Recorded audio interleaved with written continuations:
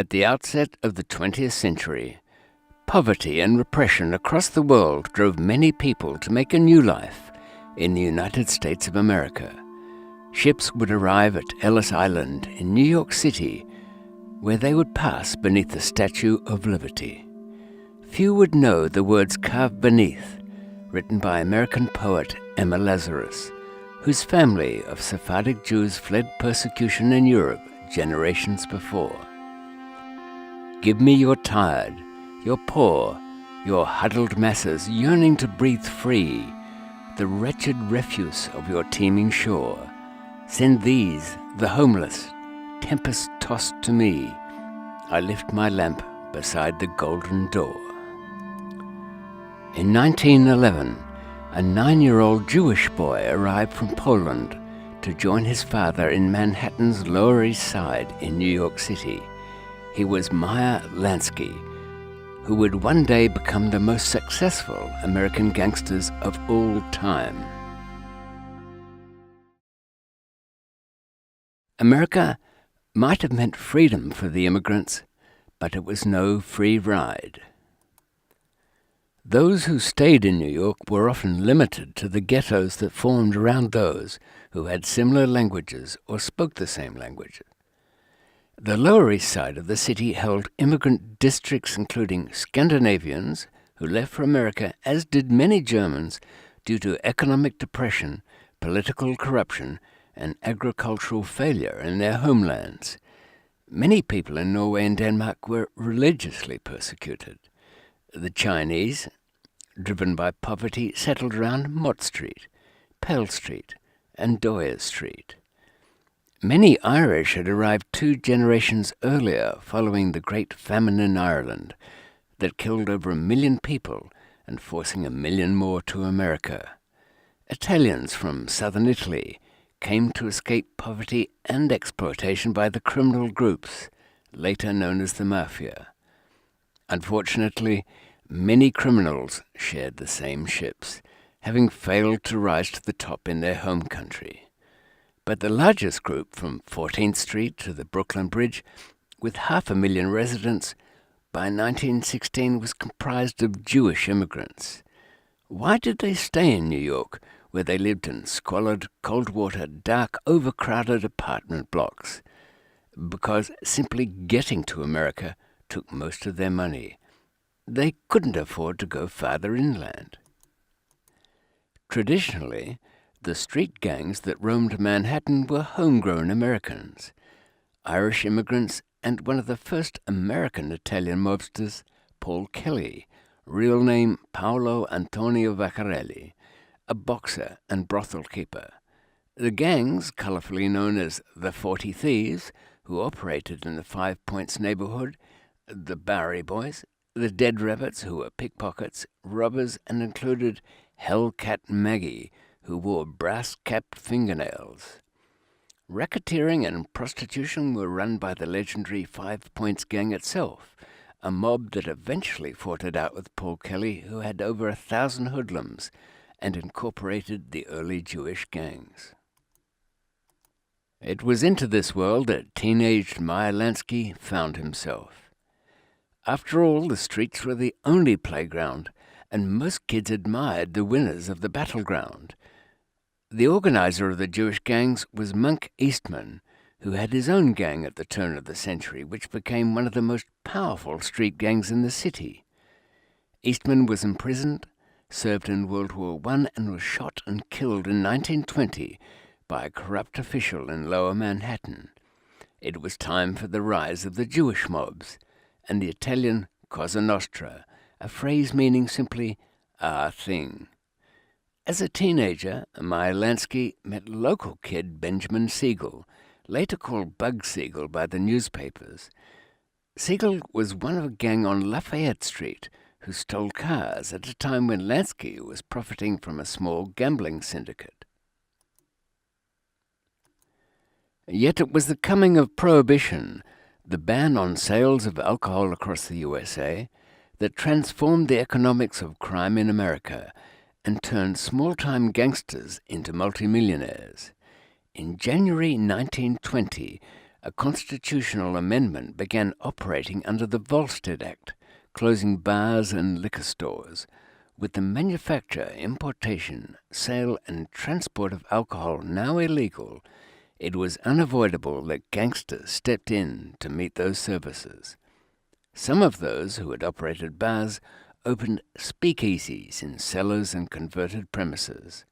While crime across the country did not increase as much as people imagined, the profits did.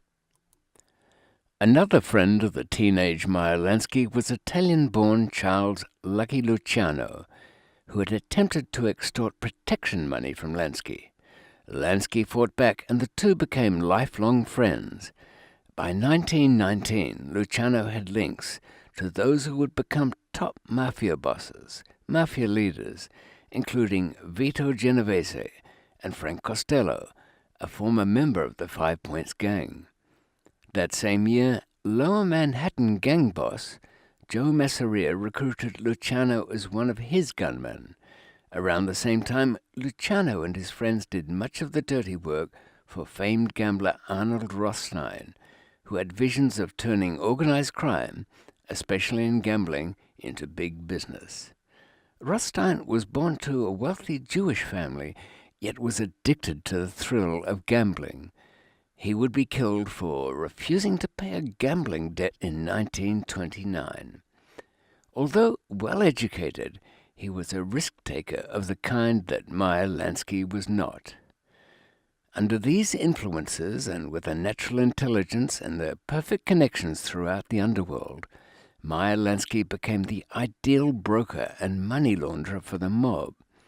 As well, while most high-ranking organized crime figures have spent long periods in prison, Lansky was never convicted of any crime other than a minor illegal gambling charge. In a meeting in May 1929 in Atlantic City with Luciano, Johnny Torrio, Lansky, and Frank Costello, a plan was made to form a National Crime Syndicate in which the Italian, Jewish, and Irish gangs could group their resources and turn organized crime into a national syndicate. This was the organizational skill that Meyer Lansky brought to the American Mafia, and the National Syndicate lasted until the 1970s and beyond. Lansky was never tied down to one area, and so become involved in local turf duels. The bootlegging trade had taken him north to Canada, across whose border legal Canadian spirits were smuggled, and south to Florida, where he worked with Italian Vincent Jimmy Blue Eyes Allo, who was involved in setting up a casino in the town of Hallandale Beach, Florida. It is thought that in Francis Coppola's 1975 film The Godfather Part II, Lansky was the foundation for Hyman Roth. The character called Hyman Roth's Sicilian messenger boy was modeled on Vincent Allo. Yet they were little alike in style. Fans of Jimmy Blue Eyes termed him the last of the gentleman gangsters.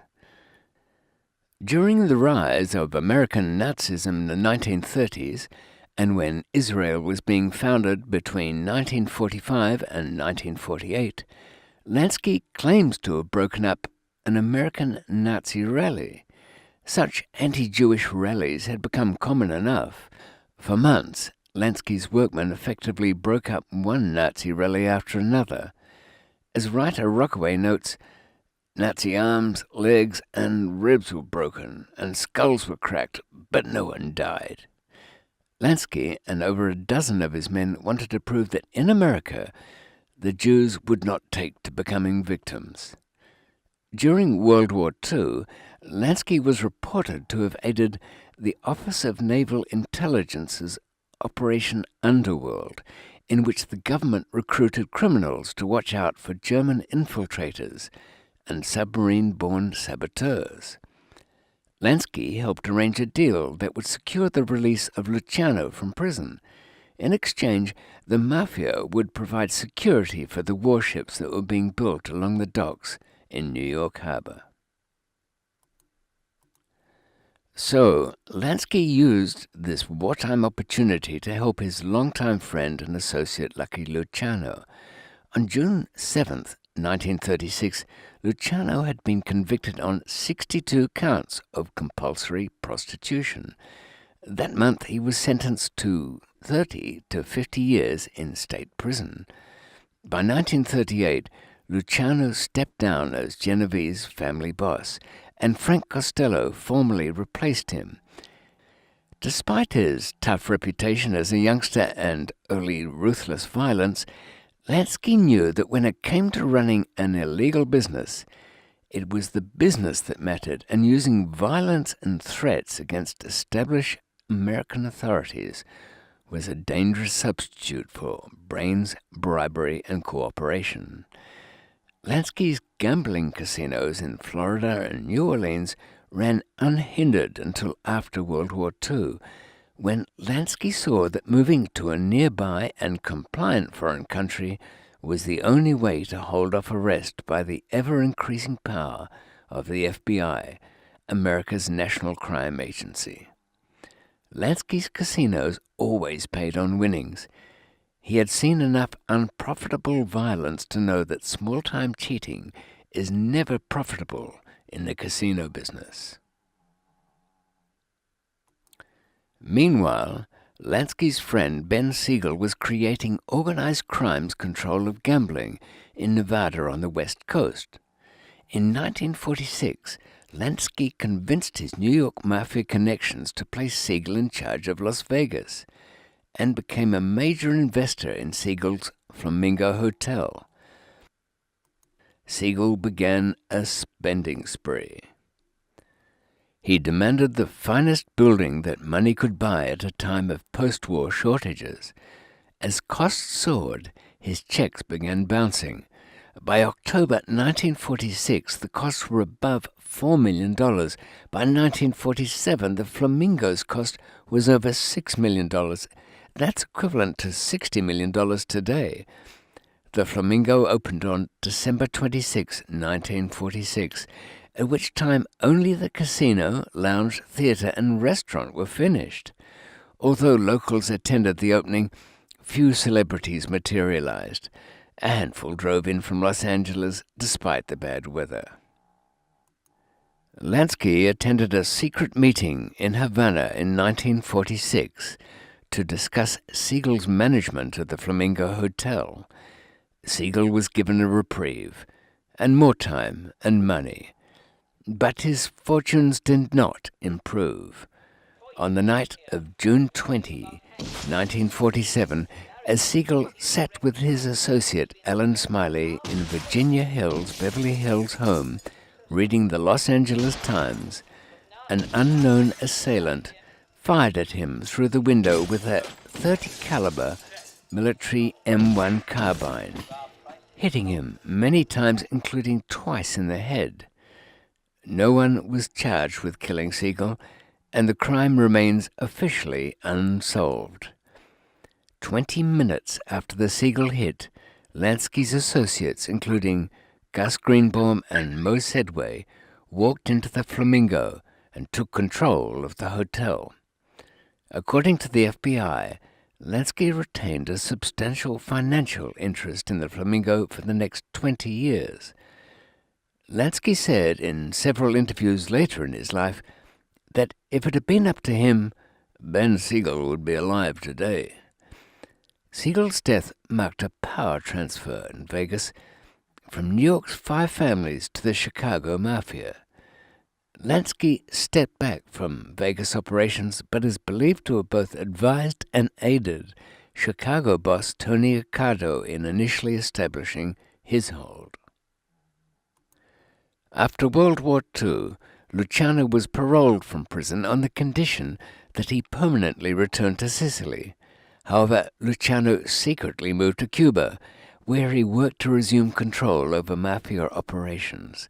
Luciano also ran a number of casinos in Cuba, with the sanction of Cuba's dictator, Fulgencio Batista, though the U.S. government eventually succeeded in pressuring Batista to deport Luciano. Batista and Lansky had formed a close friendship and business relationship that lasted for a decade. At the Waldorf Astoria Hotel in New York in the late 1940s, it was agreed that Batista would offer Lansky and the Mafia control of Havana's racetracks and casinos. Batista would open Havana to large-scale gambling, and his government would match dollar for dollar any hotel investment over $1 million, which would include a casino license. Lansky would place himself at the center of Cuba's gambling operations. He immediately called on his associates to hold a summit in Havana. The Havana Conference was held on December 22, 1946, at the Hotel Nacional. This was the first full-scale meeting of American underworld leaders since the Chicago meeting in 1932. Those attending included such figures as Joe Adonis, Albert the Mad Hatter Anastasia, Frank Costello, Joseph Joe Bananas Bonanno, Vito Genovese, Mo Dalitz, Thomas Lucchese from New York, Santo Traficante Jr. from Tampa, Carlos Marcello from New Orleans, and Stefano Magaddino, Bonanno's cousin, from Buffalo. From Chicago, there were Accardo and the Fischetti brothers, Trigger Happy Charlie and Rocco, and, representing the Jewish interest, Lansky, Dalitz, and Dandy Phil Castell from Florida. The names alone have become American Mafia poetry. The first to arrive was Luciano, who had been deported to Italy and had to travel to Havana with a false passport. Lansky shared with them his vision of a new Havana, profitable for those willing to invest the right sum of money. According to Luciano himself, he was appointed as CEO for the mob to rule from Cuba until he could find a way back to the U.S. legally. In 1952, Lansky offered then-President Carlos Prios Acaras a bribe of U.S. $250,000 to step down so Batista could return to power. Once again, Batista took control of the government in a military coup in March 1952. He quickly put gambling back on track. Batista offered Lansky an annual salary of $25,000 to serve as an unofficial gambling minister. By 1955, Batista had changed the gambling laws once again, granting a gaming license to anyone who invested $1 million in a hotel or $200,000 in a new nightclub. Unlike the procedure for acquiring gaming licenses in Las Vegas, this provision exempted venture capitalists from background checks. As long as they made the required investment, they were provided with public matching funds for construction, a 10-year tax exemption, and duty-free importation of equipment and furnishings. The government would get $250,000 for the license, plus a percentage of the profits from each casino. The casino business in Cuba ran smoothly for Meyer Lansky for 7 years, as did his interests in the Miami casinos. This must have been a golden period for a man in his 50s, protected by his friends at the highest level in Cuban government and by corrupt officials in Florida.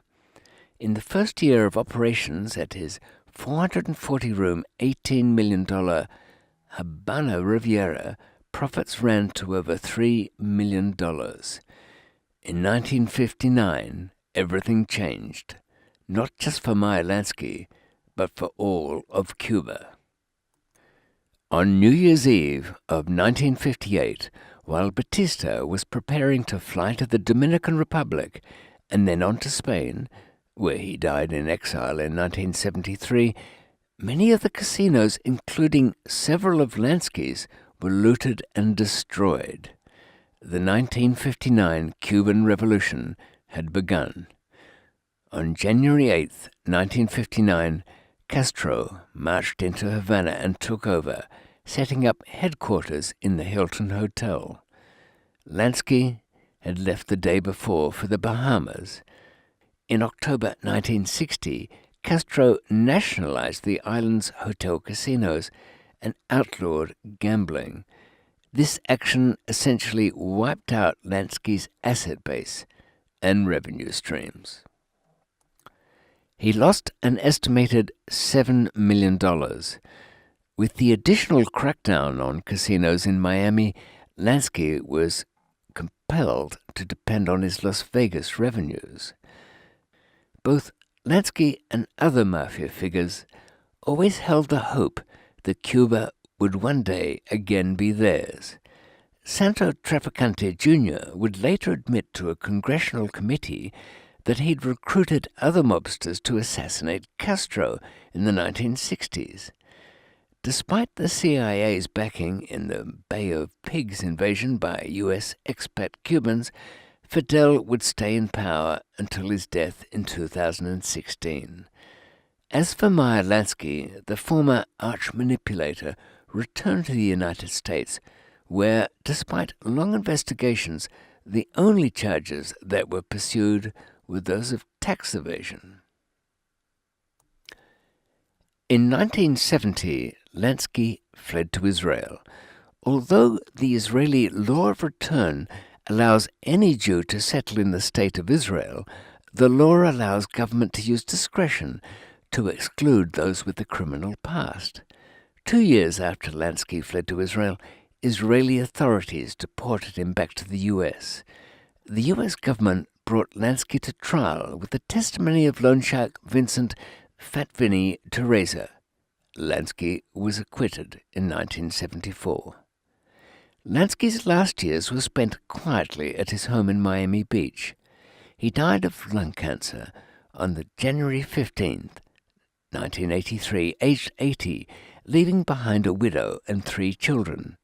His wealth amounted to just over $50,000.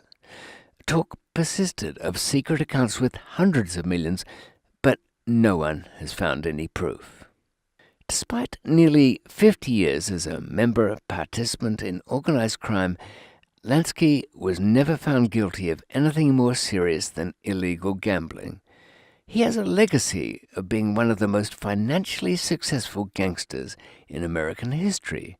Some still dispute that, saying, "Where's the money? Why was he claiming to be poor in the 70s and the 80s?